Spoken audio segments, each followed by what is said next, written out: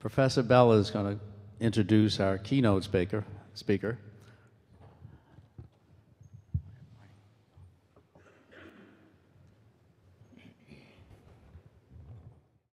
Well, good morning.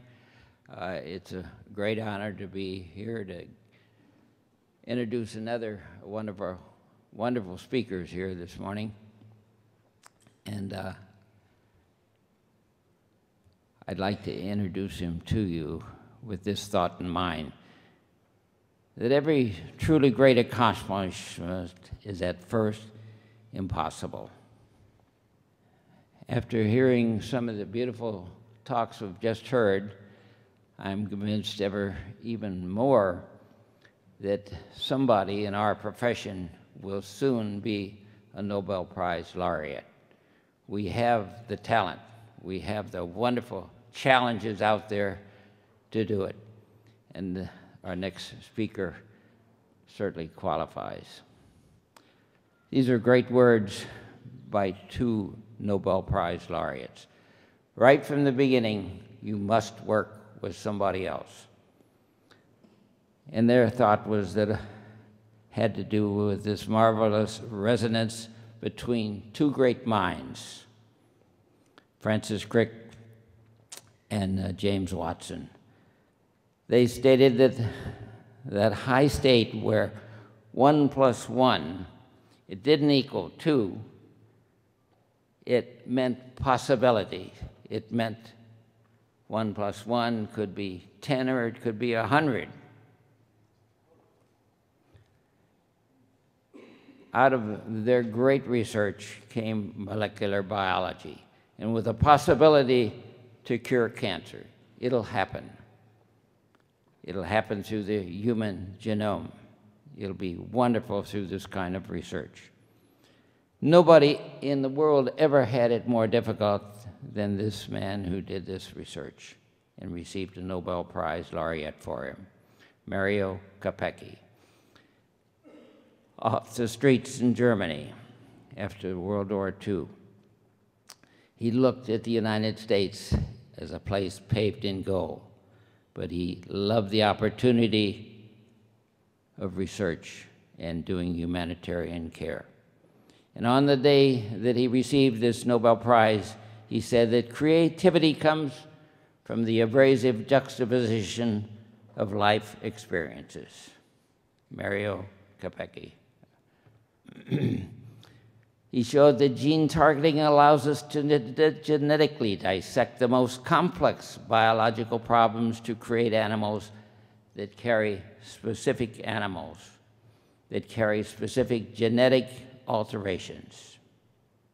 The work of Mario Capecchi. This is how he looked at science and its evolution, that there were too many people right in the small circle doing kind of the same things, but what we need are those kind of researchers on the outskirts, the nerds, the people doing different things, the James Watson, Bill Gates, Mario Capecchi, and Godfrey Hounsfield, and those kind of people you've already heard from today.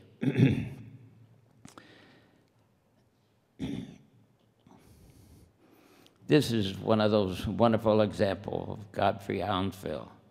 He didn't even have a medical degree.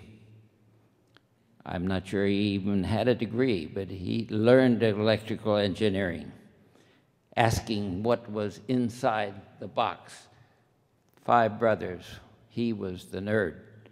He wanted to see what was in that box, and through his research, he discovered the great CT scanner that has helped save so many lives. And on it went to performing digital osteotomies, and you've seen these yesterday, and we'll see them in the future.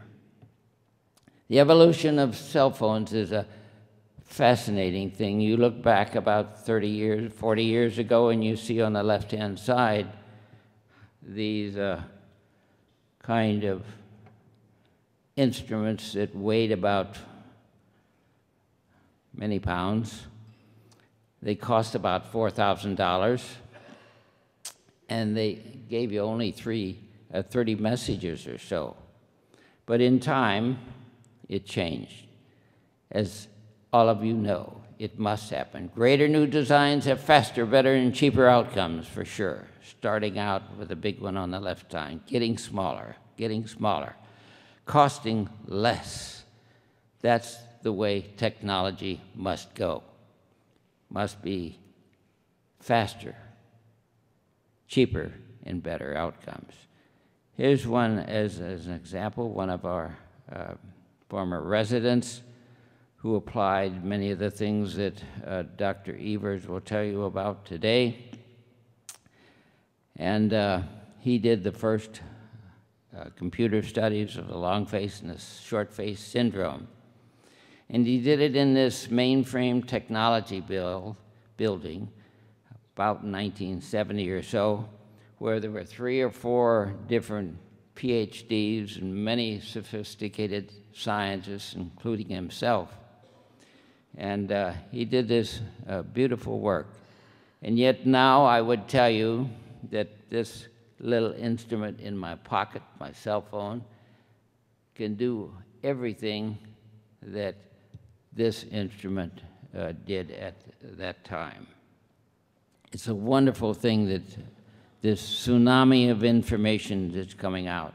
And here's one of the people who brought this forward in the world, and that is Rolf Ewers, and the many people he worked with in Austria. And it shows you the great importance of having a great man at the leadership to give the chances to the many talented young people that are around. And we've heard some beautiful talks today. And he has continued to move forward and show where our place in the future will be. This represents Rolf Ewers as a man. His words of a great actor. And he said that when you provide another with comfort, when you lend a hand or simply be there for someone who needs help, you transfer the health of our country. Big change doesn't require a hero's effort. Just one small act of kindness can make you a hero to somebody else. Question, how will our profession respond? It has a great challenge. Half of the world has no surgical expertise. Our country itself has 50,000 people who do not have any kind of surgical help. There's our challenge. And I think we have a wonderful specialty, a unique specialty, one that can do it better than any other specialty, can bring forward this change, this dynamic change which must produce care for all of those underserved people in the world. It's possible. It will happen, and will happen because of our great specialty. Well, about 70 years ago or so, I lived in St. Louis, where I went to school. All my schooling was there. And it was popular at that time for families to go down to downtown. And you would see a movie, or you might see a great play. And this was one of the plays that I saw a long time ago. For some reason, I can remember the exact details of this play very well.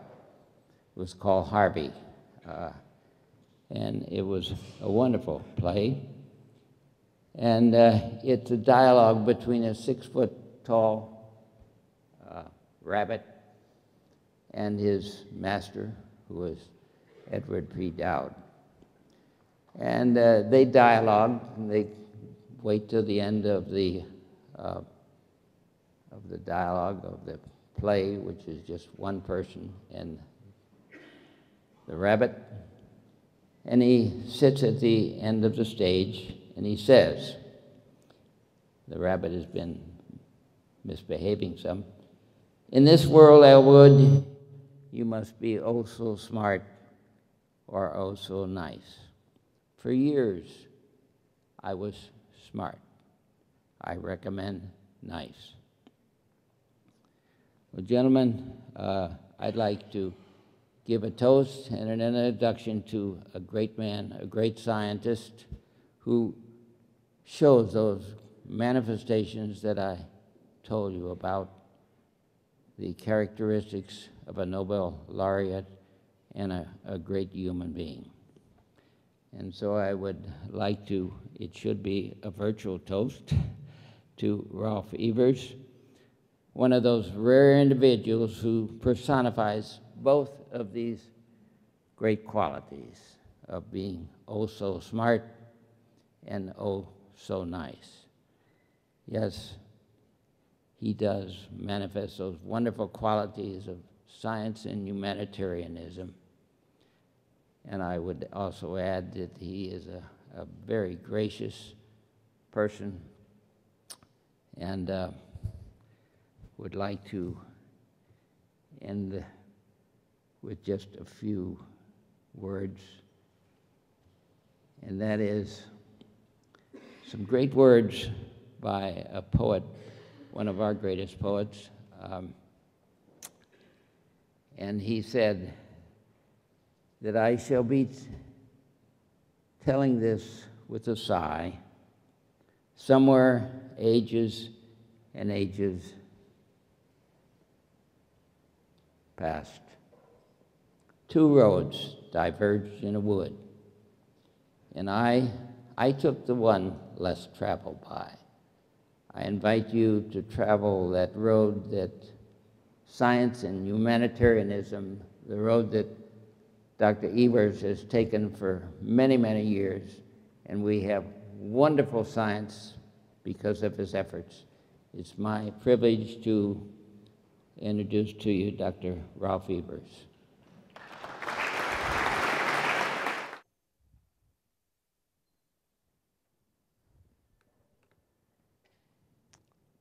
Professor Bell, I'm very humble to be introduced like this, especially from a person like you. I know you by now many, many years. First, I knew about you, about your publications, about the level 1 osteotomy. But when I got to know you, I knew you're one of these persons I always was looking up as a real professor. Always doing research, always asking questions, and telling yourself every morning, what can I do new to this profession? In the evening before you go to bed, why I was important for our field today.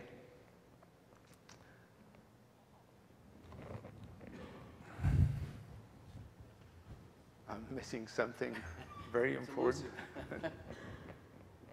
Yeah, and now I would like to thank Bicon. I would like to thank Dr. Morgan, first of all, that he asked Professor Bell to give a little introduction to me, of me.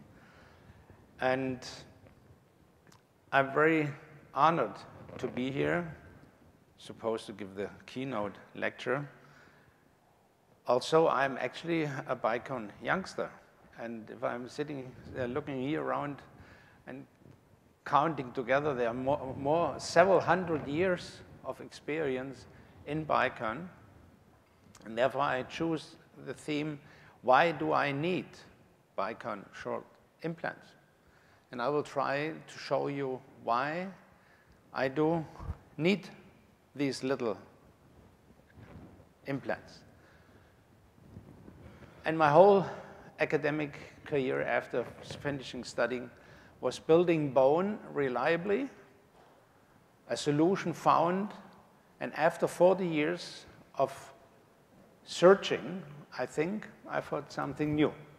And that's what I want to show you today in these short 2 hours. You saw already the older picture by Professor Bell in the University Hospital of Vienna with my team, my academic team, doctors and researchers.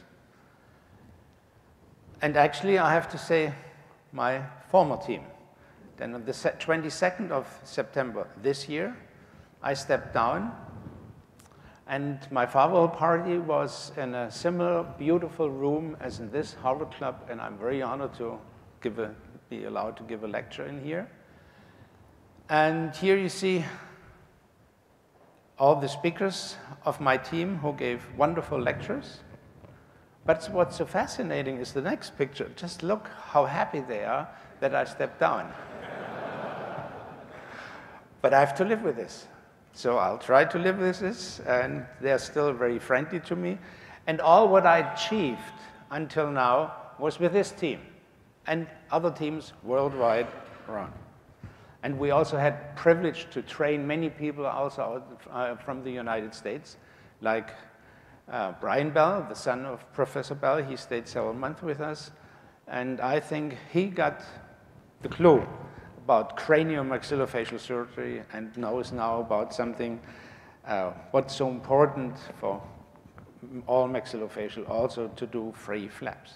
But you see now this chair is empty. And I have to live with this, and therefore I'm going to ask me, what was my core business the last 42 years? And I hope I won't shock you, because you will not be used to pictures like this, but that was our daily life. And whenever we did the surgery, we always knew during surgery, when we're removing bone, we have to build up this bone. What are we going to do? And therefore, bone surgery was one of my main courses. This lady came to us with a 4th recurrence of a squamous cell carcinoma from Romania, from Bucharest in Romania. And they asked us, can you help this lady? We are not able to operate this anymore, but this is horrible, and this is a 39-year-old lady.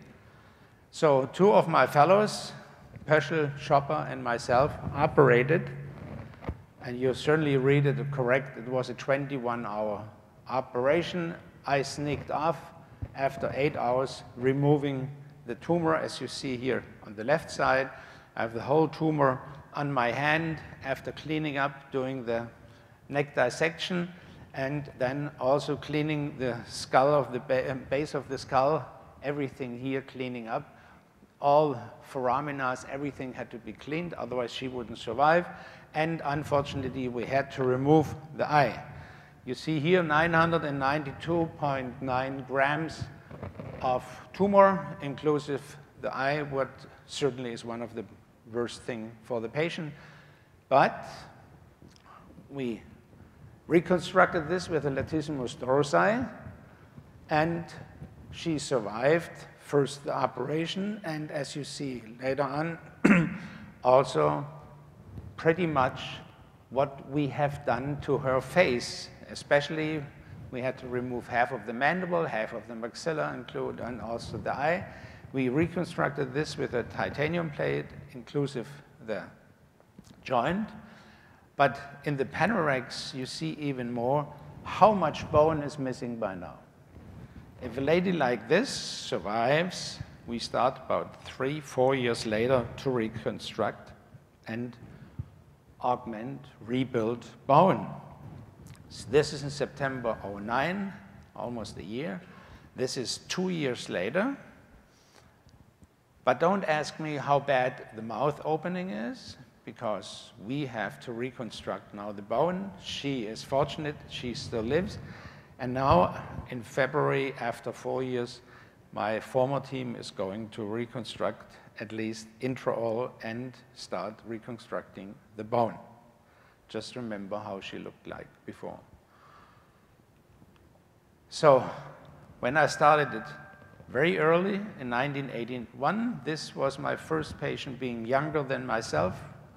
We did all the neck dissection, and at this time it was my first operation, preserving the accessorial nerve. At this time, a no-no. Everybody screamed, you're crazy, you're going to kill this patient. By now, it's normal.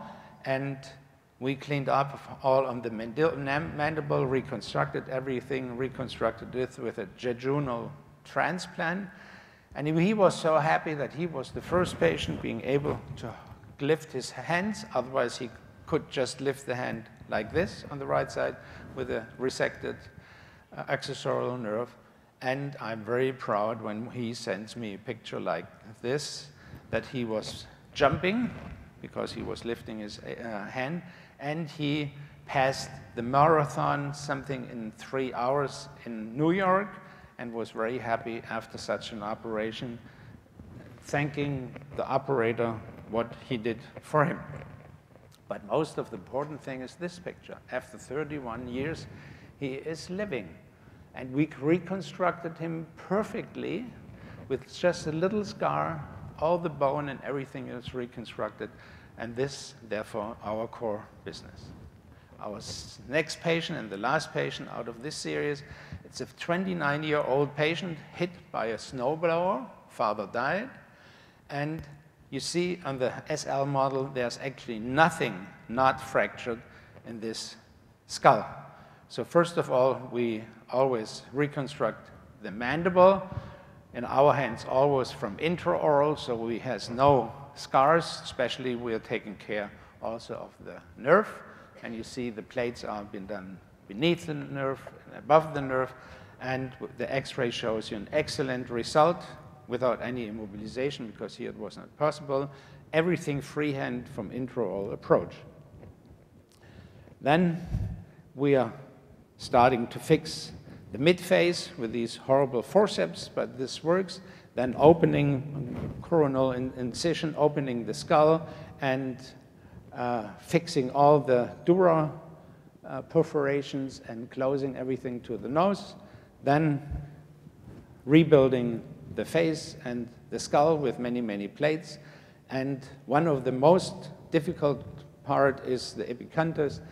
The widening of the eyes, you have to get them together, and this is very, very difficult, and then to prevent diplopia. And the X-ray you will see, then later on it was pretty well done. Then came the maxilla. This is the last, and here you see actually nothing is not fractured in this maxilla, and this is going to be, then also later on, everything was fixed. And later on, you will see we had a lot of difficulties. The X-rays now show excellent result, and it looks like not many more titanium plate would have been fitted in there, and the result speaks for itself. No additional scars, just this one scar from but the hair will grow. For me, this incision would be much, much more difficult. You had to cut here, all the way back here. But in a young man, you can do it here. And the most important thing is he has no diplopia. And it's a real good result. But then he comes and says, I want to be reconstructed. I want to have teeth. And that's in the upper. In the maxilla, we had a lot of difficulties. We lost some bone. And then I did a sinus lift, bilateral, then it got infected, I had to do, and we lost this bone I showed you, and I had to do a re-sinus lift. We lost here the implants, but finally we reapplied implants, and everything was reconstructed, a young man, and this is now the final result with a very happy person being able to chew. And this is the importance in a big reconstructive hospital, to grow bone, to keep bone, and have a happy smile like from this boy. Also, he lost his father. Patients are coming like this and ask them, I wish some implants. What are we going to do? And certainly, we have to see what's going to happen and what's possible to do. And certainly when I saw this 30 years ago, I had completely different therapy concepts. And when I saw this 2 years ago, I had different concepts, much, much more advanced. And then today, even different, because I learned and learned and learned. Here, I applied, after sinus lift, these implants. I made a little mistakes because they had been too close, so I let them sleep. In this system, we couldn't do anything else. 11 years stable, and it will stay stable down there. I did an iliac crest. I will talk a little bit later about this. And it's now 13.5 years stable, a lot of resorption, but still the patient is very, very happy. So you see, due to our core business, we always had to think about bone regeneration, and then we have learned, well, why don't you use gold standard? But what does it mean, gold standard? Is it like the Olympic steps? Which position? And therefore, I worked a lot about bone regeneration, but about bone quality classified due to the vascularization. So vascularization always is the red line in all my research. And therefore, the classification is class 1. It's revascularized bone with anastomosis. That's when we're doing free flaps, and I will show you what we're doing with this. Distracted bone, distraction osteogenesis, everybody talks about this, so certainly it's a vascularized bone, as I will show you, and it's class 2. Pedicled inlay bone. This means I'm putting in between two vascularized parts a non-vascularized material, and as I will show you later, this is our working horse, and not gold standard. And then autogenous onlay bone. This is a non-vascularized material, but being put on. And this then should be gold standard, impossible. And class 5 is augmented allograft. The companies will sell us so much material and everything. They say it's perfect, perfect. And it won't go away. It will stay stable, everything. Don't believe it. It's the least good method at all. So if you have 5 Olympic steps, certainly the revascularized bone is the best one. Then comes the distraction. But in Olympics, you know, the second person who won second place is the first loser. And it's also in bone regeneration. Nothing is comparable to revascularized bone, even not distracted bone. Then you have inlay, our working horse, as I will show you, and then the onlay being put on, the so-called gold standard, which is very poor, and the poorest is the allograft. So when we have bone regeneration, class 2, bone transport or the osteodistraction, you see this in between is always vascularized. The colors always is vascularized. And you have here vascularization, and you have here vascularization. Lexer has said 1906, also the German, working about bone. If you're doing transplants, you have to see if it's a good vascularized or a poor vascularized bone. And this is a good vascularized bone and perfect situation.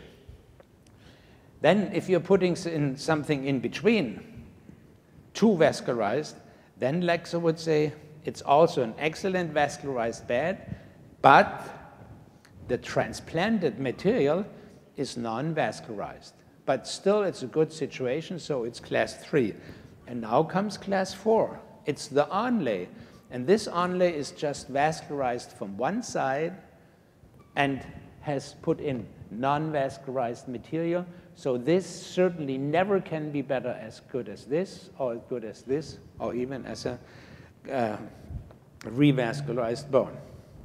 If you do a decision tree, and when we are working, you always should have this in your mind, what I'm going to do and how will be the vascularization. I just want to show you one revascularized case out of our many, many hundred cases we do. We do once a week.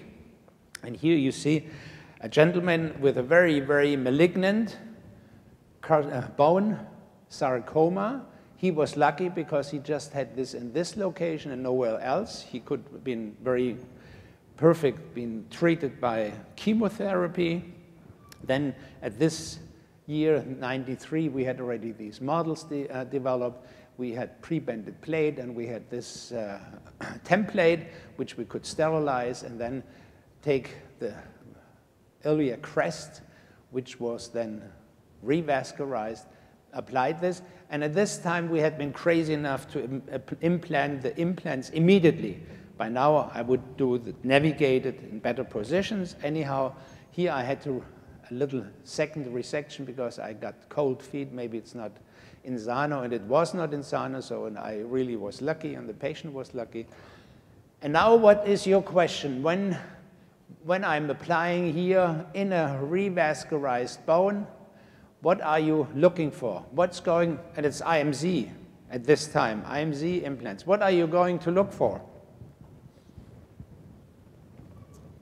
Well, I would say the resorption around the implants. And just look that you find 19 years later, no resorption. Why? Because the vascularization is so superb. It never was not vascularized. You do not have any resorption, and therefore the implants are so superior. So this is class 1, and now we are going to class 2, just also one example.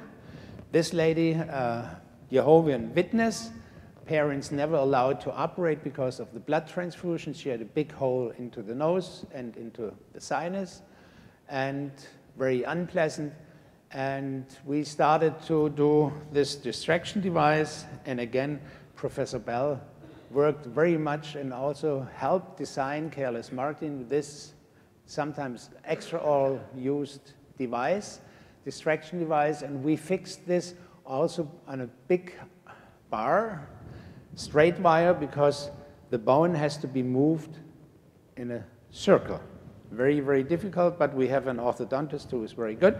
And then later on, we also did this from the other side. So we moved both sides together. We call this bone transport. But it is fascinating to see this. But more fascinating is what? What do you see? This papilla became this soft tissue. It's something like if a lady gets pregnant, the belly gets bigger and bigger, and then later on it goes back again. In a beer belly, unfortunately, it does not get back. But anyhow, this is not only new bone, it's also new soft tissue. And by now, after we have so many complications with distraction osteogenesis, we distract when we need soft tissue. And just see what happened here. Out of this papilla, went up to here. And now it's the question, is it bone? Is it really bone? And Elizarov, is this right? And certainly it is bone. Yes, here you see again the beautiful soft tissue now, and certainly we have to take an biopsy, and you see here perfect vascularized new bone out of vascularized callus, as good as it ever could be. Then I also closed this huge hole with a pedicle tongue flap. The ladies who hear this, they will be horrified because this lady was not able to talk for 3 weeks because it was fixed to the palate, but it worked perfect. It's up to here. It's tight. She has no liquid anymore going out of the nose or out of the mouth. You see then both implants, fixed prosthesis, and bridges, and perfect result. So I just wanted to show you in these 2 cases that these 2 bone qualities are the best, but this is certainly nothing you're going to do in your office. So it's just to know, good to know. And then we are coming now to the inlay, our working horse. And that's socket fill, ridge preservation, augmentation, and pedicle sandwich plasty, what I will show you. And this is all class 3, our working horse. If you're doing socket fill, and if you have this situation, you certainly are taught to use a membrane. And if you use a membrane, why not also using some material, some resorbable material, who can fill up the whole defect, and I will show you little bit. Buser, Dahlin, and Schenk certainly had been right when they showed 1994 these fantastic also histology, as you just saw, beautiful histology today, histology results, and they could show that bone is growing if you have a membrane, and it's no question by now, do I need a membrane or do I not need a membrane? I just want to show you a case of augmentation. This lady lost, from Switzerland, lost 2 implants. So I filled this. I thought maybe it should be a little bit bone also. I took this from the tuberositas. And what did I do then? Or what do I have to do then with a big defect like this? Putting a membrane. And at this time we used titanium membrane. And you see this little fold fixing with, always have to fix this so it won't move with titanium tags. You can do this also with resorbable materials by now. And just look at this little fold. What are you expecting under this fold?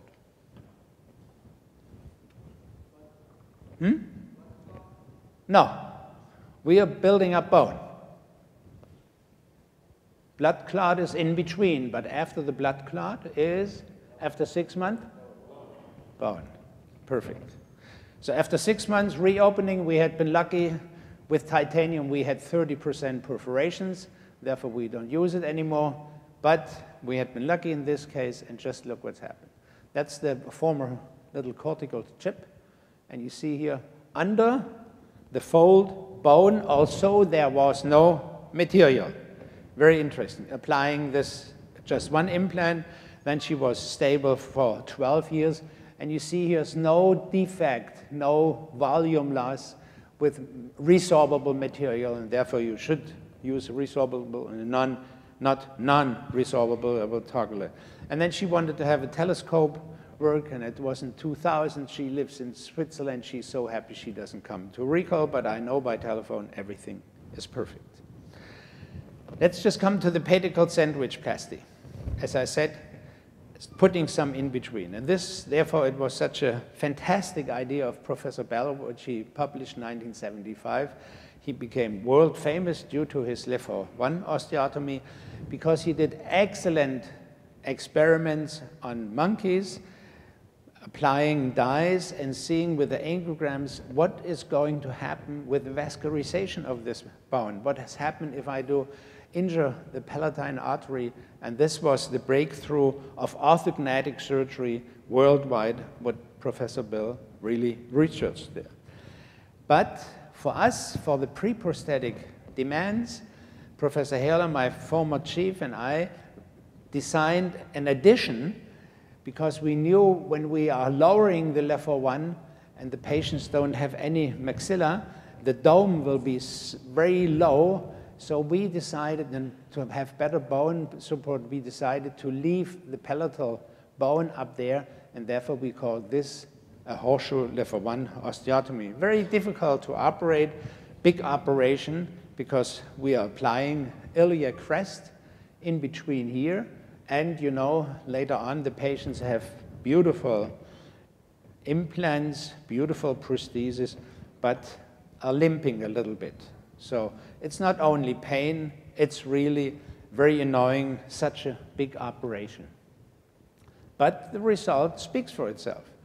You see, the maxilla was taken in front, was taken forwarded, and how much are you, and then we are applying 1 centimeter of iliac crest in between and then being able to apply implants. But why are we not able to advance the maxilla more than 9 millimeter?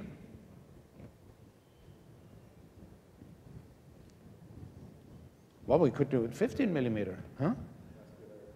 Vascularization. And what would we destroy? What 2 vessels are in our way? The palatine artery. And that's what Professor Bell always researched and always checked which can the operation be done and everything. In our hands, we never got more than 9, maybe 10 millimeters forward, and that's it. But most of the time, it was sufficient. As you see in this lady, you see 9 years later, she looks different. not only because she went to the barbershop, and here you also see it after 9 years. What a change. Why did she change so much? It's now stable for 16 years. Again, some patients, when they're really doing fine and living not more in Vienna, they don't want to come. But I call them, and they say everything's fine. Raising the vertical height, that's the prosthetic part everybody of you know, and you do it daily by day if you're putting prosthetic fixation. This is the difference between this picture. Oh, it's not working anymore, so it's between this, the vertical high, and here's the vertical high. And there you see the difference in an operation like this. I did these operations on 36 patients, and Professor Yared did all the recall and everything, and we had been very proud because just 8 implants did not ossegrate it. All patients less than 1 millimeter of bone in the maxilla, just actually nothing. And altogether we lost 8.7% of implants, so it's a long, long study, and as we know, they stay 10 years, they stay 20 years, so it's perfect. Let's come to the next, the osteodistraction. 10 years ago, everybody was doing this like crazy, and everybody thought this is the answer of all our problems. And we saw pretty soon that this is not the answer, and why? You see this on this picture. What's the problem with a distraction osteogenesis? It always perforates the mucosa somewhere because the distractor has to be activated. So therefore, we abandon this method and just do a similar method. We do the same osteotomy, but then we are stabilizing this with micro or mini plates, applying some material into there. You can do cold standard, but also we use resorbable material.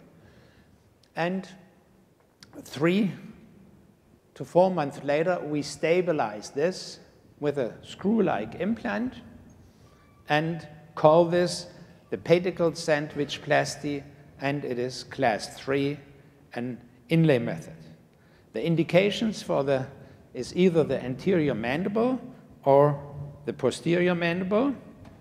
And certainly if you do the anterior mandible, it helps a lot, because when you do a distraction, you have to have this device in your mouth for at least how long?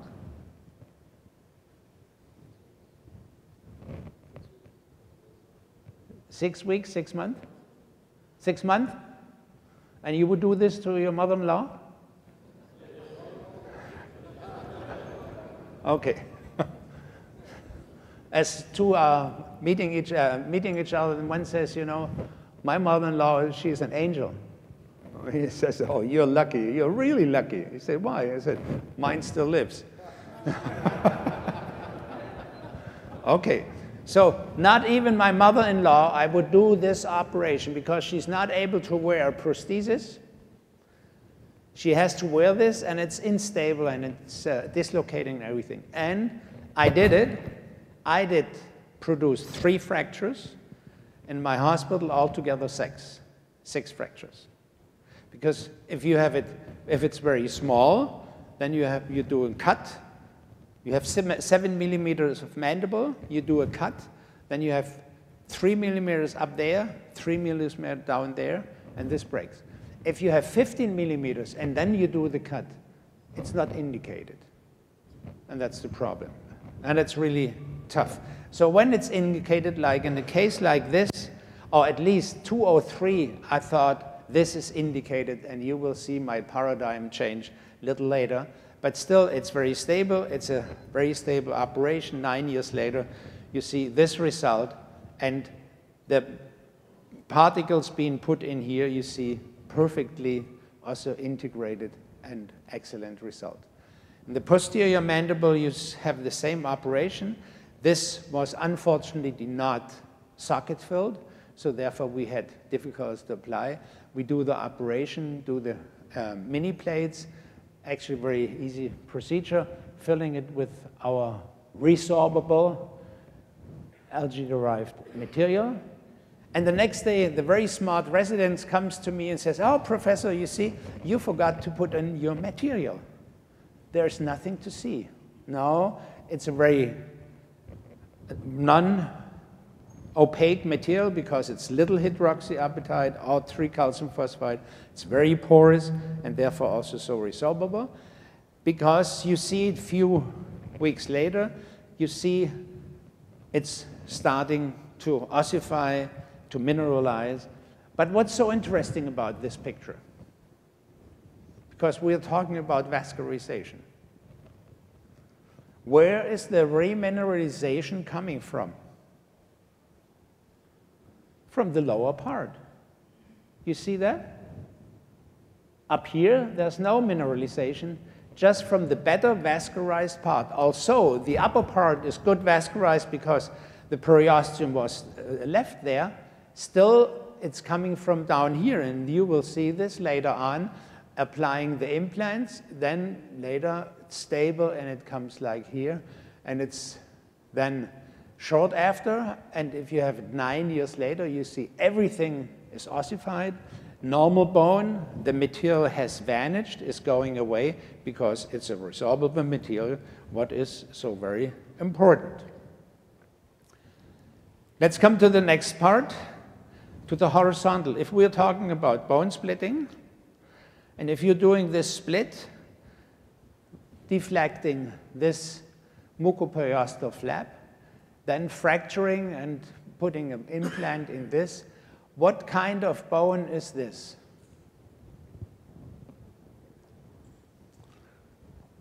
What classification of bone is this? Class 3?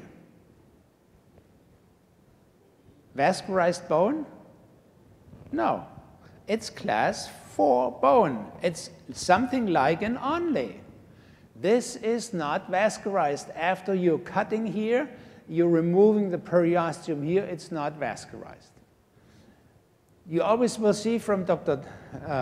Shadi Daher a very elegant method, but this most of the time has just been able in the maxilla. He's also just opening it up here, and then the rest of the operation he's doing without deflecting. This is something in between. This is possible, but whenever you remove the periosteum from here and then fracture, you have an onlay, a class 4, and it's prone to resorption. So therefore, we do a 2-step operation. We close everything, and after 28 days, we just open it like up here, like Daha also shows this, then doing the cut and the distraction or the widening with these widening instruments or whatever you want to take chisels, and then you're going in there, and then this is vascularized, and certainly this is a class 3. So it's the 2-step, we call this the 2-step transversal PSP, a very elegant method, especially for the mandible. Case like this, I never could have done this without doing a 2-step, because you see here, it's very narrow, and it's a very hard type 1 cortical bone. We do the 4 cuts. Oh, sorry. We do the 4 cuts. It doesn't matter which instruments you prefer. And then you see the result bilateral on the x-rays. And then 20 days later, I just open it up there and continue the operation, widening, putting in the implants, filling the little defects with the resorbable material, and having this beautiful result. And you see this cortical bone lives and survives because it was vascularized. And that's the result 8 years later, very, very stable. Just come, last part of this. I performed myself 554 sinus lifts. Wynn would say unnecessary sinus lifts. Maybe he's right. But at this time we did this, and we had just show you the results of it. With over 12 years, I did this and published this in the Journal of All Maxillofacial Surgery. And with an implant loss of 4.4%, this is a very stable procedure without golden standard, without autogenous bone, just little collector bone and a resorbable material. So this is good. This is a standard, and it's difficult to fight against this. So therefore, you see, we learned many, many procedures and had actually pretty good results when the patient had the wish for implants. But it was a lot of operations, big efforts, and a lot of pain to the patient. I published this in a big sector of the oral implant book from Professor Lambrecht, the implant surgery, 250 pages about this. And it's so successful that Quintessence asked me to publish a own book together with Professor Lambrecht, and Professor Bell will like to see, especially when he's reading this, or Coelho is reading this, bioactivating concepts. And he's certainly right, not only the surface, but the socket has to be bioactivated. And therefore, it was such an interesting lecture to see what's going in the future. But whenever I liked these operations and I like to help the patients with these huge, difficult operations, sometimes I ask myself, this couldn't be all. And what I'm going to do on a 76-year-old patient? So I looked for short implants. Here I found an AAOMS 8mm implants. I applied 6 implants, 5 integrated. It was a TV speaker, lived in Rome, and once he lost his prosthesis during the interview, being live on TV. You can imagine how embarrassed he was. He said, no, I want to have implants. But with 76, I thought I shouldn't do a distraction osteogenesis or anything else. I started to do short implants. And he lived 6 years without cleaning because he had a little Parkinson. So therefore, I was looking for it. I was open to something. And certainly we always had to ask us, what are we doing? Is this correct, or should be there something different? And therefore I was open when my good, I don't want to say old friend, my long-lasting friend, Boy Tomasetti, approached me again and said, why don't you go, I know Dr. Morgan, why are you not going to Boston? I will go with you and I will introduce you to them.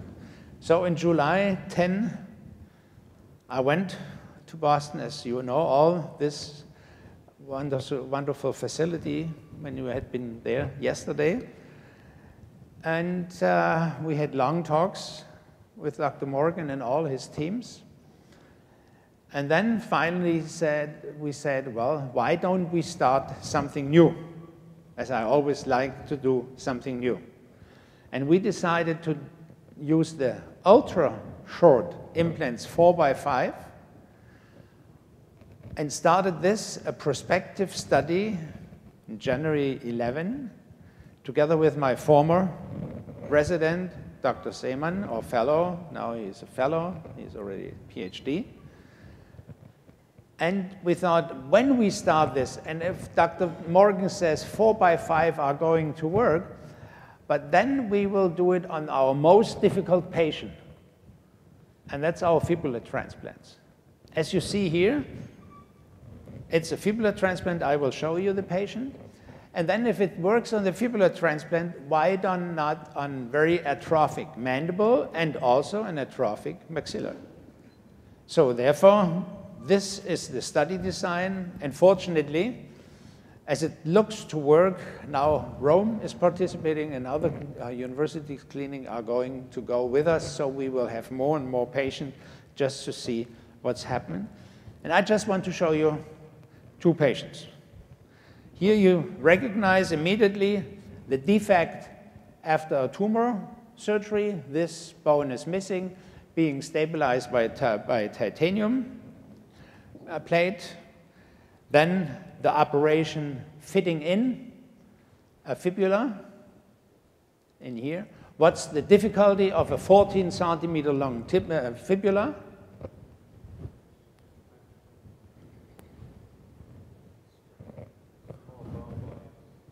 Well, it's very long, you know, and you want to have it like this. You have to cut. And by now, as also Professor Bell is very much in it and so fascinating, that by now we are navigating this. By now we are having templates, and he had a special big convention 2 years ago in Dallas. He's one of them. He's always pushing us and always says, I'll do a convention, and we meet all together, and then we have a discussion. So by now we are having templates, pre-planned templates, that things what I will show you in a few minutes will not happen anymore. Anyhow, you have to cut this, but you have to be careful that the vessel which is supplying this bone is not being cut, because somewhere down here is the vessel, the artery, and the vein, and it has to be re-anastomosed. But I have a very good team. By now, at the end of the 3rd year, my residents are doing free flaps, and I'm very, very proud about this. But it's a big operation, and this is the result. You see, the mandible is completely closed, and everything works.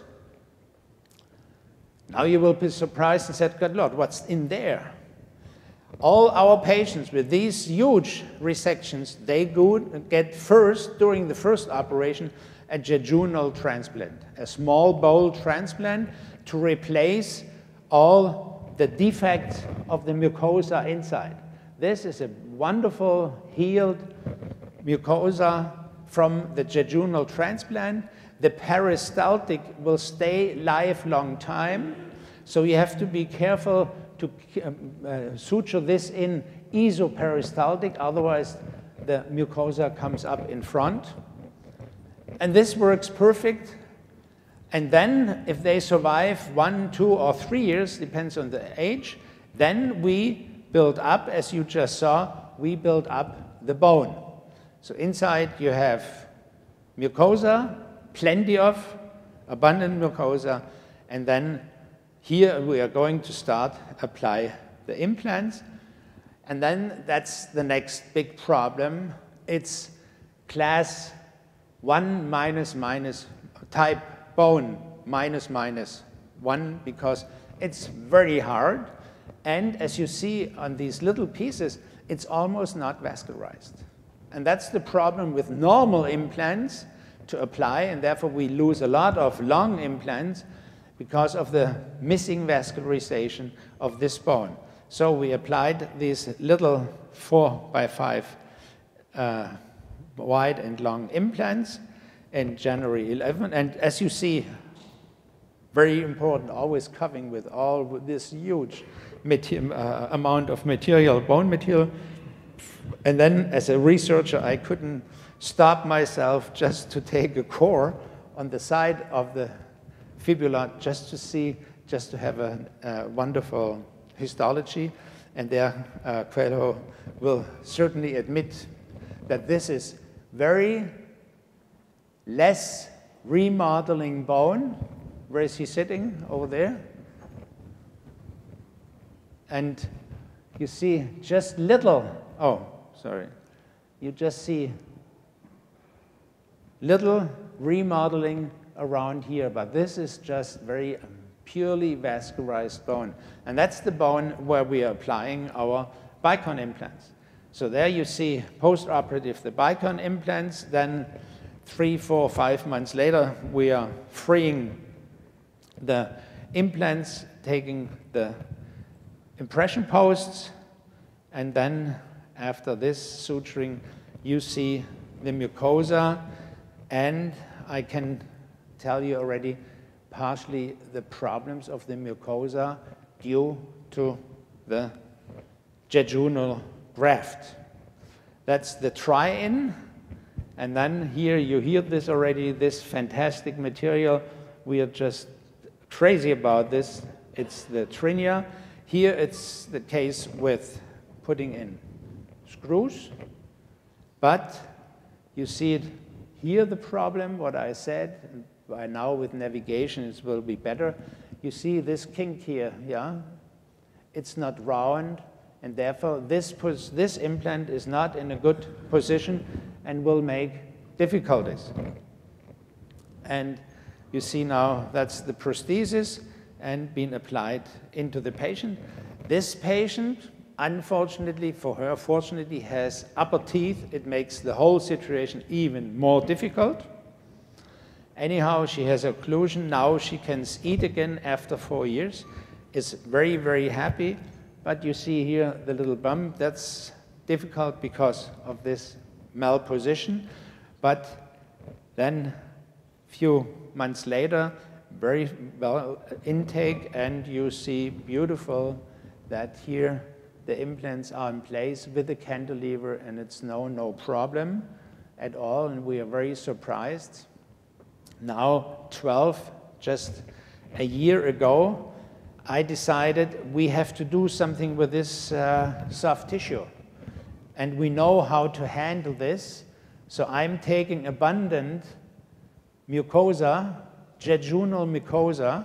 You see here, there's enough jejunal mucosa. So I take this jejunal mucosa and make a little mucosa graft, thin this out, and then put this, then prepare the vestibulum, and then I'm suturing it in all the way here around, just to get a larger vestibulum and just to get the alveolar crest better fixed with fixed mucosa, then putting in the bridge, and later on you see how beautiful then the mucosa went on.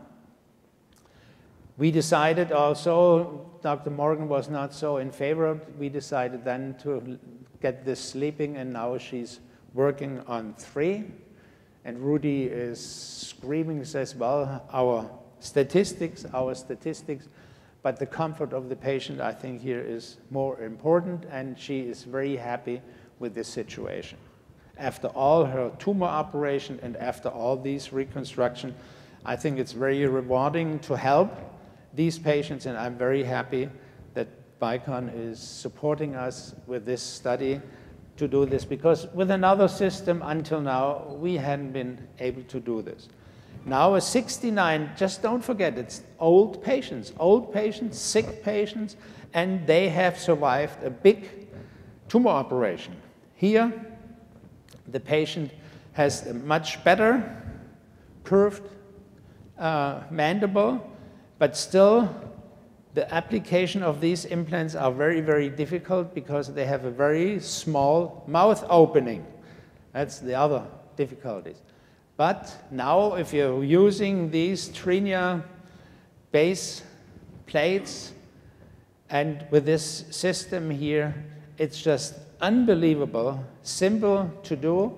And as this is a study, I do now the prosthesis myself together with Dr. Seemann. And here you see also he doesn't have upper teeth, so this is not so bad.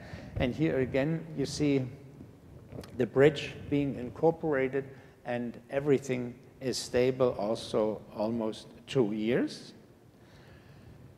But unfortunately, and he's very happy, unfortunately, he has part of his outer skin from the fibula also been transplanted into the mouth. And here we have even more difficulties with the mucosa, or here with the keratinized skin around our implants. So you see these are very, very difficult patients. So now we just did the 20th last week or week before.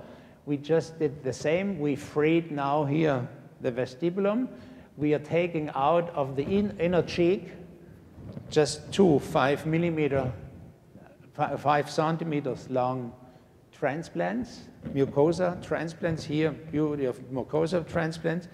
Then we are fixing, and this works. I did this very often. We are just freeing the implant, and we are putting over the implant this little piece of mucosa. And you believe me, I did this very often on other implants, and it works. Then the rest, it's sutured in here, and then fixed with some dressing. And as it's such a new case, I cannot show you how good it will be, but I'm sure that this is going to help, and this is certainly much better for the perforation around the abutments.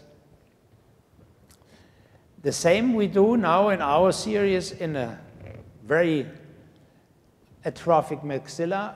What would I have done years ago? I would have done a horseshoe level 1 osteotomy. Deciding if the maxilla is very far back, I would do a horseshoe level 1 osteotomy. Now we decided to do this Bicon study. And certainly, as we are in the beginning and just have 2 years result, we are not showing you long-term result as I do with all my other methods. But I hope this is going to work, and I hope especially for the patient that this is going to work. And here you see we did all the tricks, and here I have to thank Professor Marincola, who also helped me here, and also Dr. Shardy. I will say this at the end. I wouldn't have been able to do this without out of the help of these gentlemen, and especially that Dr. Morgan several times, I counted it 7 times, came to Vienna. I think Dr. Morko by now 4 or 5 times came. I wouldn't be able to do all this. These experienced persons did everything what you see here, also with sinus abutments and everything. And we are very happy because it seems to work, and it's perfect. Then freeing, taking impressions, and again Trinia. Trinia, it's just an unbelievable material. And you see, you're just applying these, having it fixed, and certainly. This situation, when you see the implants had not been all straight because it's impossible, just because of this trick that it's really 360 degrees, you can position wherever you want to. And this helps, and it's just going to work. And here you see you're putting it with the hand, and during the lecture, it takes 2 minutes. In the operation, it takes maybe up to 20 minutes, if most. It's very fast. Then you're tacking it in, tacking the tabs in perfectly, and then you have this situation. Then you're taking the try-in, and certainly I always have to say this now in a second. Then you see in the lower and try-in. Then we are refining this again, the occlusion. So at the end we have little grinding. And then again, the vertical height, which is so important, and then again with the trinia, and then refining, also again the mucosa situation, and then you have this beautiful artwork. And this beautiful artwork, Paolo Perpetuini is doing in Rome, and it's just, I always say he's the Michelangelo, and beautiful, beautiful work. And then it comes like this, and really in a very short time, you apply these abutments and you put them in and make the patient perfectly happy. Everything by hand, refixing it, relining it, tapping it, and then finally with this beautiful smile. So this is really a method we are doing as oral maxillofacial surgeons with the help of these persons I mentioned, and it is really possible to do this with this beautiful result. And this is already a year later, perfectly result. And if you have patients like this, what would I have done with a patient like this a few years ago? Well, we may discuss, we may argue distraction osteogenesis, PSP, onlay. Sure, there are many, many methods. Nowadays, we are convincing the person that we are doing a study they will work with, and just see how much bone she has. 7 millimeter. It's 1:1. That's all. Can you do a distraction osteogenesis in here? No. you would have to do an augmentation, as I will show you a little later.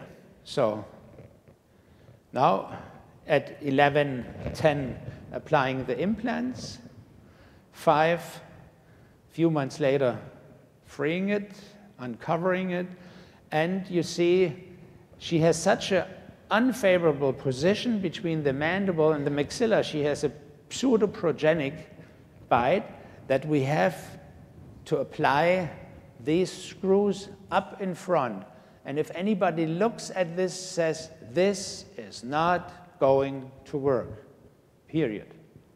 This balance, this cantilever, the cantilever starts from here, or actually from the middle of here all the way back there. And then maybe, it's a very, very friendly lady, but she says, I like to eat hard food. Perfect. And she does it since then. And just look how it looks like here. And we are not able, as Rainier always can show, in 3, 4, 5 years, maybe we will have more bone. And if I'm asked, where will be the most bone around these implants? If I pull again Wolff's law, which implant will show more bone gain? The distal one. Perfect. Wolff will give us, accept this. And here you see it with the cantilever, it's 2:12 and 11:12. At least you're not seeing any resorption or whatsoever. And just look what horrible position these screws are in like. But it had to be, and Paolo said, this has to be like this, and it works, and we are very happy, and she smiles. I think until now, this is the most thinnest I did, but I saw a colleague showed me yesterday already even a thinner one. Oh, I would love to do that. And I hope he's going to do this, because you will see it's going to work. Now again, see between 6 and 7 millimeter of bone. And perfect situation, applying the 4 Bicons, here putting it as low as possible, filling it again with bone. And I'm always so fascinating, and I also saw this in other lectures already. At opening, sometimes I have to take the round burr and I have to remove bone. At the beginning, I was so upset because I wasn't prepared. But you really have to remove bone, because it's even in these horrible cases, it's like this. Now you see it. And you see now I'm always putting it a little bit deeper, burring a little bit deeper, and then you see later on freeing, and then again beautiful this workup of Paolo. And with this Cranio, and it's unbelievable how easy. And as you see this with an instrument, you're just, either you're doing 2 and 2, sometimes you have single, or sometimes it even happens that if I operated it pretty parallel, I'm able to apply all 4 in one situation and just get this into the implants. And that's just tapping it, then tapping the abutment and fixing it with some kind of cement, temporary cement, and later on with final cement. And that's the result. And I tell you, 6/6/12, if this would have been 6/6/8, she would have had the bone in there, no question. And maybe for a long time she had pain and would be limping, and that's unnecessary. This lady came to our hospital with a fracture. We have fractures, we have mandibles like this, now collected 56 fractures like this. These fractures we have most of the time from extraoral approach, but I think this lady was done, yeah, you will see this was done from intraoral approach, applying this huge plate. It was in 11, and then finally we had this study, and we asked her if she wants to participate, and now you see a wonderful picture. You see this atrophy, it's again around 6, 7 millimeter. But what is this?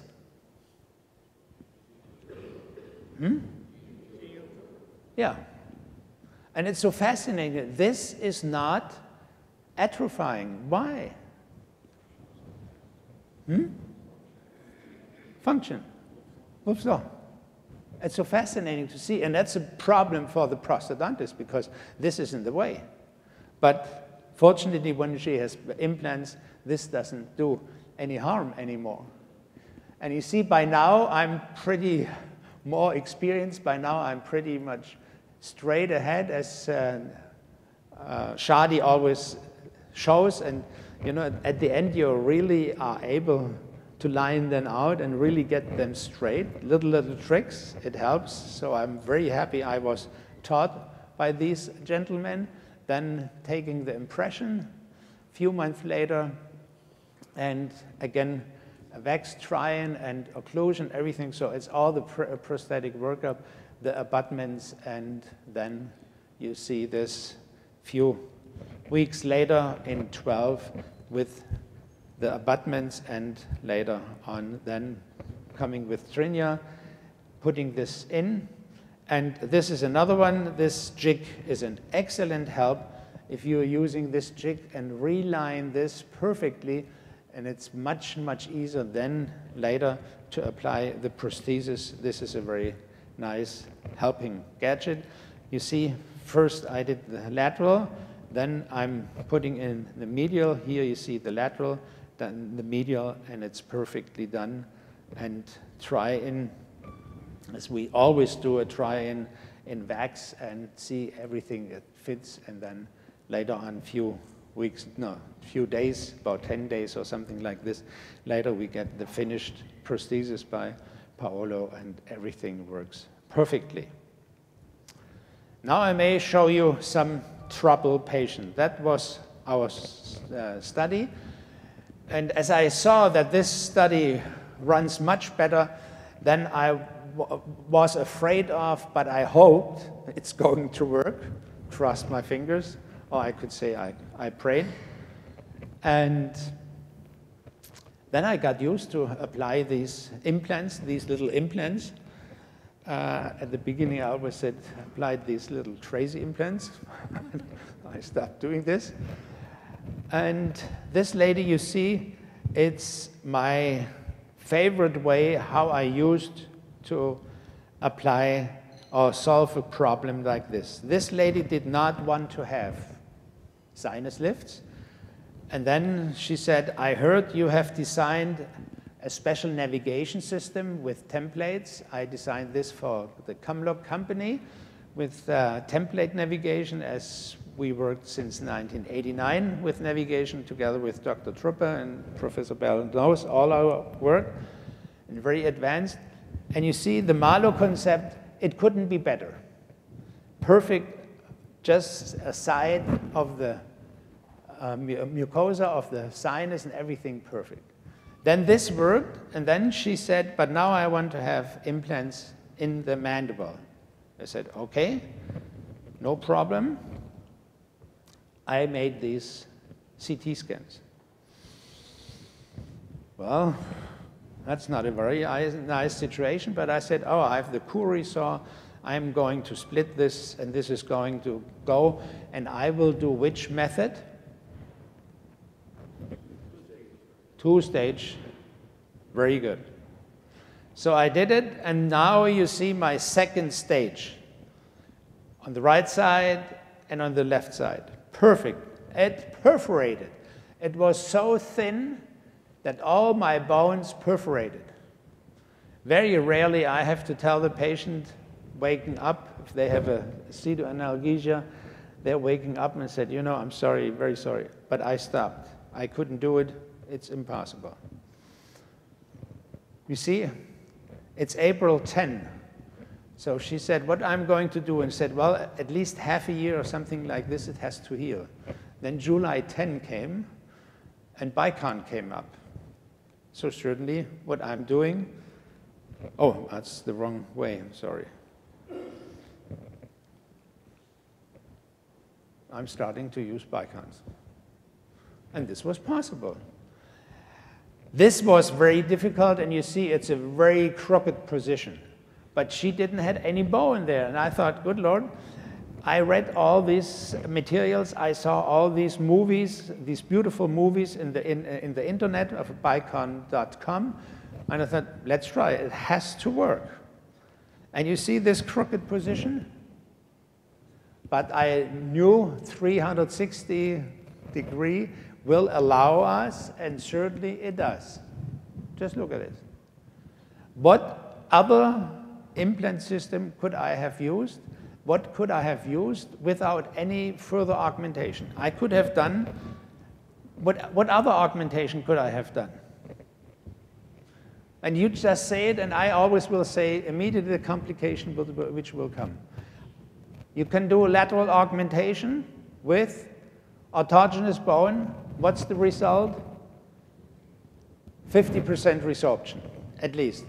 You're doing, a split was not able, you can do an allograft. You take $5,000 BMP. If you're lucky, it works. If you're unlucky, it resorbs. So whatever you do, you always know there are some difficulties. And here for me now, by now, Bicon is the answer. And you see how the prosthesis was worked up, has a good occlusion, and certainly it's also a year later very stable, and as nothing ever would have happened, and she's happy as ever. 45-year-old lady comes with this situation, also very narrow, as you see this in the CT scan.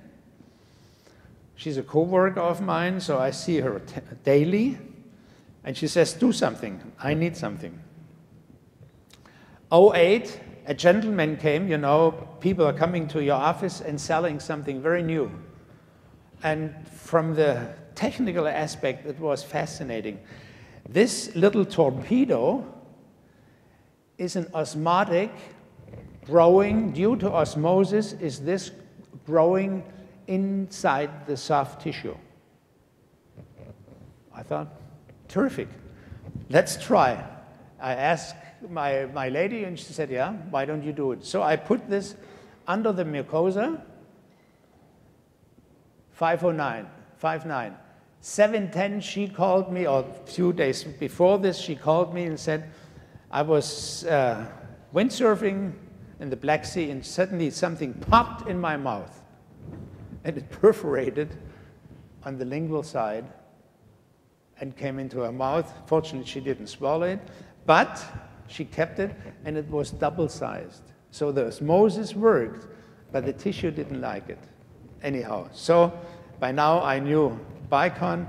I applied Bicon, and just see how thin this is. As also Shadi showed this, how difficult it is. You see how high the lingual part is just to fix this deep enough, otherwise you would have to augment on the buccal side. But it is possible. You see this beautiful prosthesis from Paolo and the intraoral aspect, and the lady is very, very happy, and just here in February this year, and now you see it just a few days ago, perfect, stable, and no problem whatsoever. So it really solves me problem by now if I have to do troubleshoot. This lady comes with this huge hole. The dentist really didn't extract very carefully. She had this hole, what to do. By this still I do an onlay transplant, because here we do have pretty good results. Do an onlay from the mandible angle, good x-ray, and then applying the Bicon implant.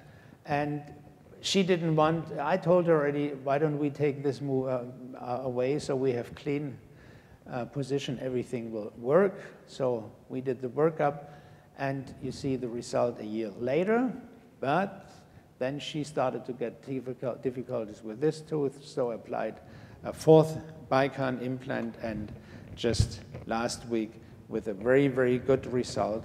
Again, troubleshooting without any problem. Now we come to a headache patient, and Dr. Morgan knows him also. Very stubborn person, And sometimes you have to handle them too. And he's in headache since more than 15 years. But always comes back to me. And just a few weeks ago, no, it's already a few months ago, she said, "Doctor, I hope you will have a long living." I looked at him and said, "What do you mean?" He said, "Because you are the only one who can treat me." Very nice. Okay, anyhow, he came and he had it. It's very difficult. I didn't find a better x-ray. I augmented the maxilla here with onlays from iliac crest, 1999. Standard therapy at this time, and the laterals have you see it a little bit better. And then what did I tell the patient after the operation, after the transplants had been well taken? What did I tell them?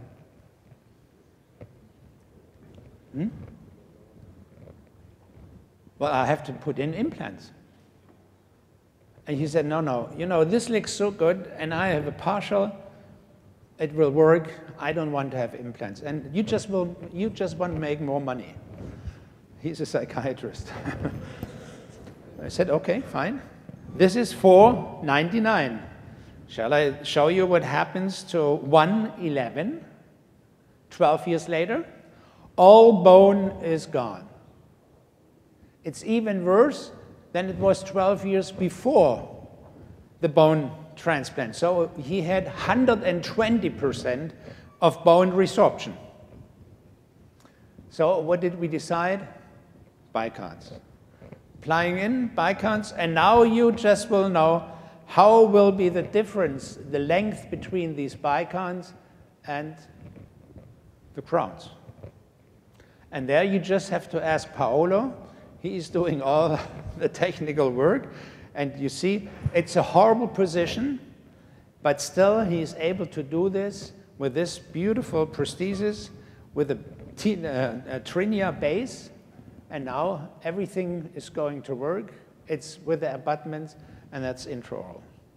He's still complaining, no question. Dr. Morgan 3 times always had to calm him down because always something is not correct.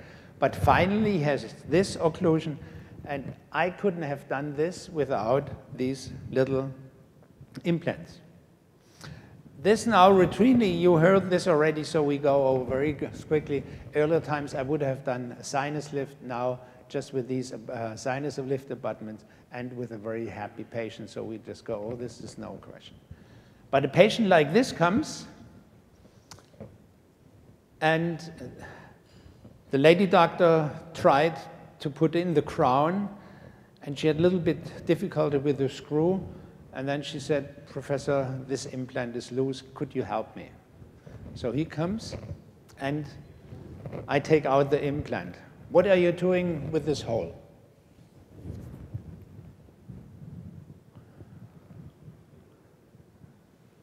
Well, it's a hole in there, and it's a hole in the sinus, I would say.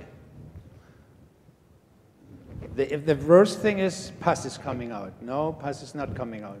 But what are you doing then?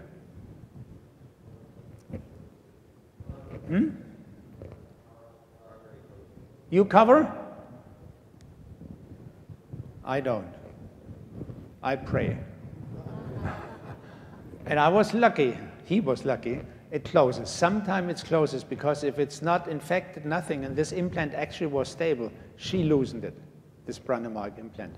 Anyhow, but if it would not close, what would you do then? Mucosa incision or something like this?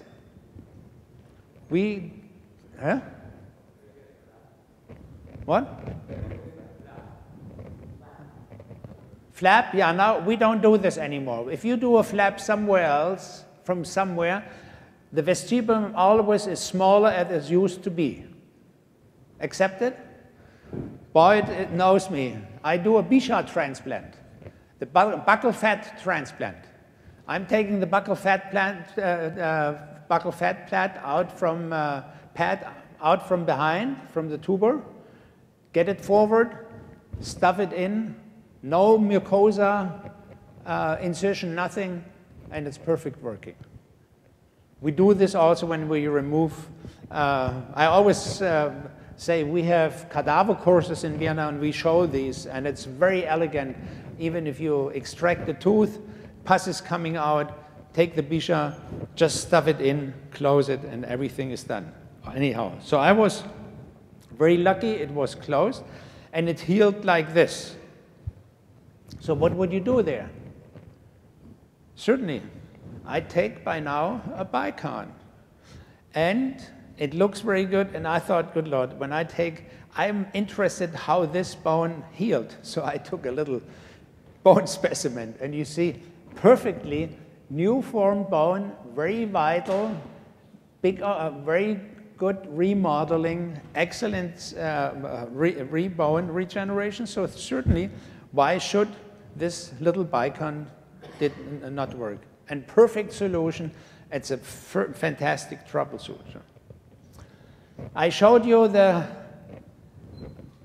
elevating bone in a PSP.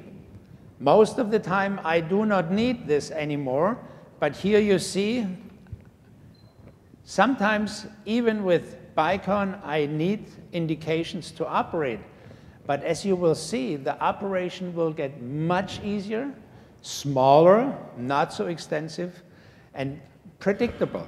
So here we had the 3D implant navigation. And just imagine how in the average world the thinking is, this person is doing 50 planning a day.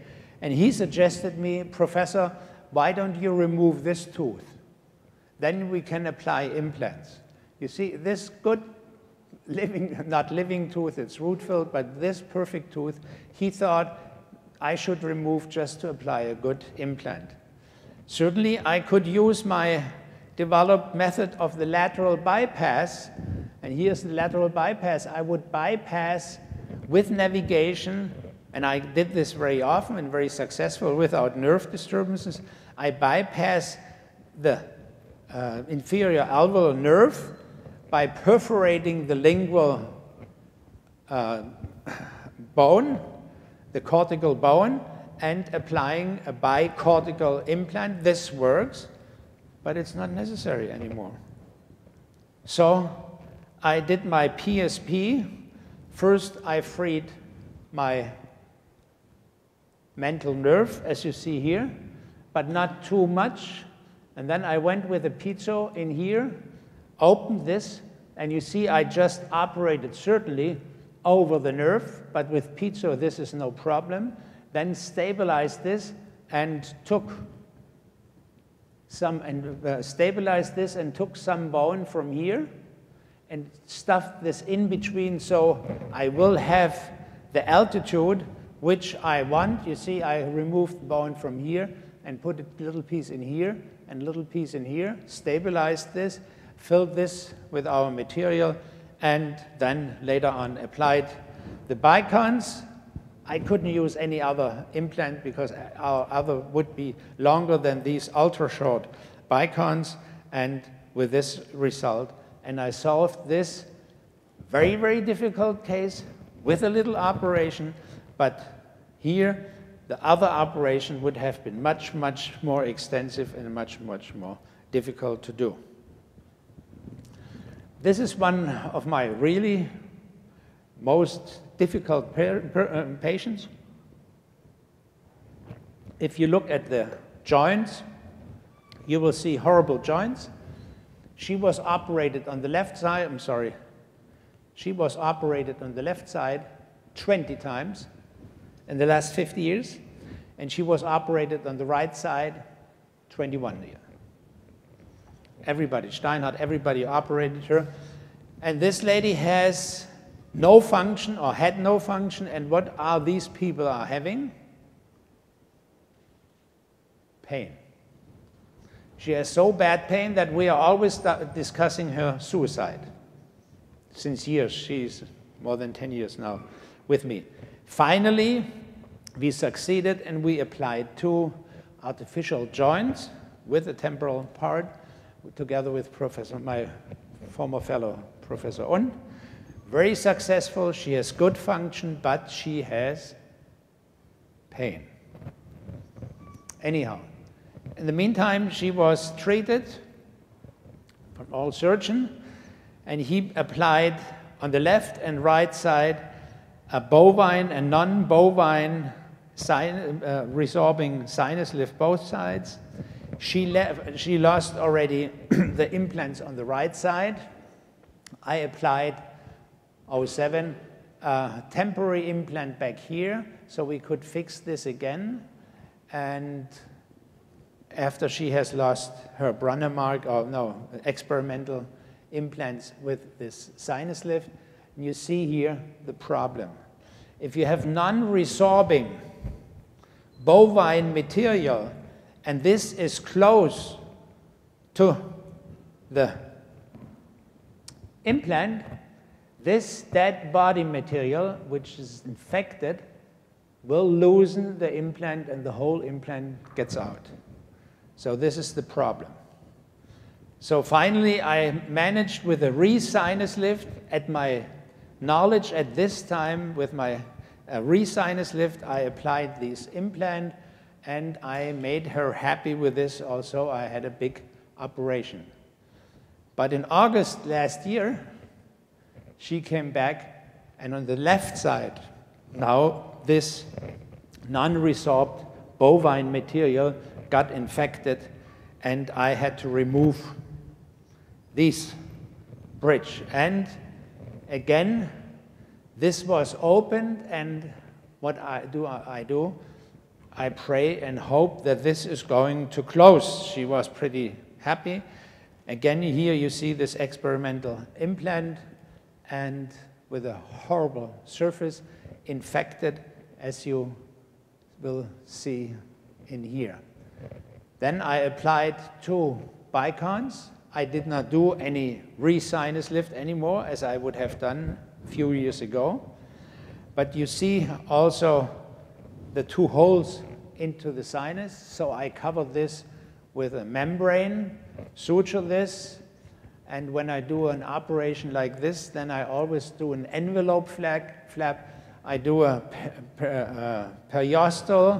pedicle periosteal flap as the first layer of closure, and then I'm closing the mucosa just to get this together. Here you see again the very badly osseointegrated, non-resorbing bovine material which got infected and continues with the infection, so it's very, very problematic. Now in November, good situation with these 2 little implants. We had been very lucky because we had primary healing, and now in 6/6/12 and applying this bridge, again very, very easy with these abutments and with an excellent result for this patient, for this very difficult patient with a lot of pain, and unnecessary to have problems with her occlusion and with her sinus lifts. So this is the situation now in September 12th, and she's very happy about this. Another horrible case. Cases we are always getting into the hospital. What do you see in here? A beautiful implant and an infection, a huge infection around an augmented material. So I had to open this. You see the implant, and you see here this horrible infected augmentation material. Certainly I do histology. Anybody knows what material this is? The doctor does not know anymore what material he applied into it, but it looks like easy graft, but I have to be careful. But it looks like non-osseointegrated because you don't see any bone anywhere around it all. I cleaned this up, and according to Molen from 1948 out of London, he described this: just taking the periosteum and close this, don't put any foreign body and nothing into, maybe it's going to regenerate. I'm stabilizing things like this with an osteosynthesis plate so I won't have a fracture. And then in February, you see closing this, and having beautiful, slowly bone regeneration, and certainly a wonder it was able and possible to apply a little Bicon implant, again 4x5, covering this with bone, and that's the result. Would you have any idea what else I could have done? I could have done an iliac crest, put in an iliac crest, make a big operation, and then apply some kind of implant or something like this. I just let the bone regenerate as much as possible. Certainly the implant is not in such a good position. It's very low back here, but it's a molar. And this lady certainly does not want to have any other operation. Next complication. This gentleman comes in and he has lost this implant. So what shall I do? Do another big implant? This is infected, very badly infected. And why is it infected? Because it has a non-resorbing bovine material in there, unnecessary-wise for these stupid 2-kilometer long implants with augmentation, very unnecessary. Then I applied this with these 2 positioned Bicons, and you see I also removed some of the material. I took a 3-fine drill, and this material is so sintered, it's 680 degrees sintered, it's like a teacup. If you smash a teacup, you would have the same picture. As you see, no bone around, just foreign body in here. And it was so hard that my 3-fine drill got not out of the material, so I had to put it in and make the histology with a 3-fine drill. Applying these 2 implants, and that's now the result. Fortunately, in the moment, it's not infected, but maybe because it's so much bovine material, maybe it's going to get infected, but hopefully, because it doesn't have a biofilm around the implant, maybe it's not going to infect. And I think this is a good troubleshooting situation, and this was a good solving this problem. Lady comes from Romania. She is in charge of 6,000 dogs collecting from the street. And I looked at that lady and said, no, I don't touch her. She must be so infected dealing with 6,000 dogs. But her sister, she is a very important medical director of a city hospital in Vienna, and we know each other, and she said, please do something. I said, okay, I'll apply. I removed these very loose. I removed them by hand. You see the histology, and what did I do? I applied 4 Bicons. That's primary healing. I was very surprised, but I said, as long as she's going to heal, she stays in Vienna and not going to her dogs. So she stayed 2 weeks with us and had a beautiful primary healing. Now, taking the impression very fast. Again, this beautiful jig, which helps a lot. Relining all these abutments, applying this, putting it in like this, you see this, then you're applying this very easily, and that's the result just a few weeks ago. Again, troubleshooting, I wouldn't know what to do. Otherwise, I would have to wait, long healing, augmentation, and I believe as the implants, and we see this around the soft tissue, that the biofilm really must be different or not present due to this abutment, that I can do much more risky operation in a shorter time to solve these horrible cases. Like this. What are doing this? Okay, it was 14 years in situ, and unfortunately he lost it, but also broke this one. So I had to remove this. Then I discussed with Dr. Morgan, and I said, you know, this we leave because at least he has a stabilization for his overdenture. And certainly this looks like, I would say, a Swiss cheese. Accepted? Okay. Actually, you should have to fill something. You have to do something. But with these little Bicons, with these ultra-short Bicons, you're just able to play around. That's bad to say in medicine, play. But to do something, and just where you think you have some bone, just apply them in there. Just risky. But you see, I applied 7 implants in here, and oh wonder, or not oh wonder, it's stable. This one later on with this locator we are going to remove. But here you see everything seems to be stable. Try in, then send it to Paolo, and he's doing this with a Cranio base, again with the jig, and to refix everything. And then you have this beautiful result. And we have sent this lady home to Romania to her 6,000 dogs, and we hope that this is not going to infect. So now my last horrible, difficult case, not horrible case, a very nice man from the UN. He was operated in 1998 in Helsinki by Professor Lindqvist. And whoever should know Professor Lindqvist, he's an excellent surgeon, as you see this on this picture, but also an excellent piano player, what I always envy, that I'm not able to play piano. And he reconstructed him with a radialis, partially bone from the radialis bone after this tumor surgery. And he applied these implants. And this implant now is very loose. We had to remove this because it always was infected. And this is going to be, but I said, well, I just leave this, as you will see, and it's maybe 3 threads in the bone. And later, when the Bicons are stable, I also will replace it. So this one implant, which was about 50% in the bone, I removed with this special Trifine from Straumann. This works very fine.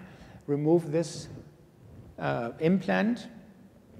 And here you see it's certainly partially also integrated, as the histology will show you a little later. But again, our problem of these transplanted bone, it's almost no bleeding. It's a very tough type -1 bone. Then applying our Bicon implants and covering it again with as much bone as possible, but you see how many free threads you have. And then it's always a wonder that this whole thing is not going to be infected. I'm always afraid.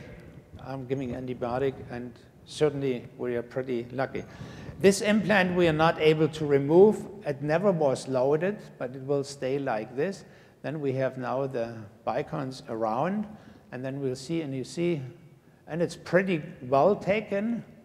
Fellow would just explain what kind of bone this is, lamellar bone, and that's healed, and I'm always amazed how these Bicons really heal, because this certainly is infected, and later on we will remove this implant after we have been applying these Bicon, loaded these Bicon implants with some bridges. So I hope I could show you why I use by now Bicon. And with this comparison, I will show you again. You see, 1997, I had this patient. And this certainly is a paradigm change. I applied here an iliac crest, 98, certainly with IMC implants, and as these had been not screw-like, I applied an additional osteosynthesis leg screw. And you see, I applied here iliac crest bone. It was 98. After 13.5 years, it's working. And it's working, as you see down here. But what happened to this patient? She has to clean it very fine. She has to be very careful. She knows that she's not able to chew too much or have this apple. And what do you see else on these pictures, on these x-rays? And it's very, very interesting. But it was a lot of effort, a lot of pain for the patient. 60-year-old patients, they have pain for half a year. on their hip. It doesn't matter who is removing this hip with which golden hands. But what else do you see on these panoramic X-rays? I heard apposition. If I'm right, this mandible on this side doubled. Function. Function produces bone. Wolff's law, as Dr. Morgan always says. Due to function, but what's difficult, if she would have had teeth in the maxilla, maybe she would have had a fracture. Unfortunately, she just had a bad overdenture, and therefore everything worked. By now, I would be able to apply something in the upper, in the maxilla, and then maybe it would triple. But now it's stable, and she's not able to have more hard diet because her upper dentals don't work. But it's very interesting what function is to us. But this is a huge, huge effort. And due to the Bicon implants, you see how we solve cases like this. You know this case, 10 in May 10, in November 10, and now just 4 days ago with this huge cantilever, and it's and it's already 1 year in place with this situation. And certainly, as Dr. Morgan says, I changed myself a lot. Also, I experimented so much on so many operations and everything. And you can say that it's like a coin, two sides. One side you say, well, he's getting now so old, and I just turned yesterday 69, and he doesn't want to operate anymore, so he's just using these Bicons. But what? They work, so what? But on the other hand, you can say, maybe as also Professor Bell pointed out, I'm very academic and very scientific, but still I'm very smart enough to understand that the development goes on, and many, many operations I have designed and I have worked on, and I have applied many patients very successful, they are not necessary anymore. So then, therefore, we're using Bicons, and the patients, for the patient's sake, because the patients have less morbidity and have the same result. And as he says, you may scratch it like here or like here, and I'm now here. Okay, and with this, I certainly, with these two smiles, I would like to thank, and certainly both ladies smile, but this one lady has less morbidity, and I think it's fantastic that there is an implant system which will provide almost as good, or even sometimes better, with less morbidity and less effort and much more efficiency. And certainly, as I said in the beginning, I have to say many, many persons thank you for teaching me. Also, I'm pretty old, I'm still learning, and I was willing to learn, and Dr. Morgan explained me everything and did all the prosthetic work, and Dr. Marincola and Dr. Daha and Morko showed me how to operate. They took my hand and said, you know, you have to use the scalpel like this. Okay, I accepted this. And Boy Tomasetti always gave me all the hints, and we discussed everything. He said, yeah, listen to these people, I'm sure, and I'm using this too, and this is going to be the right way. And again, to Paolo Perpetuini, he is our artist in the lab, and I'm doing everything with him. Thank you very much. And with this, I would like to thank you for your attention. And certainly, if you're willing, I'm completely open for discussions. And if you don't want to discuss, you may go into internet and mail me your questions, and I will be happy to answer them. Thank you very much.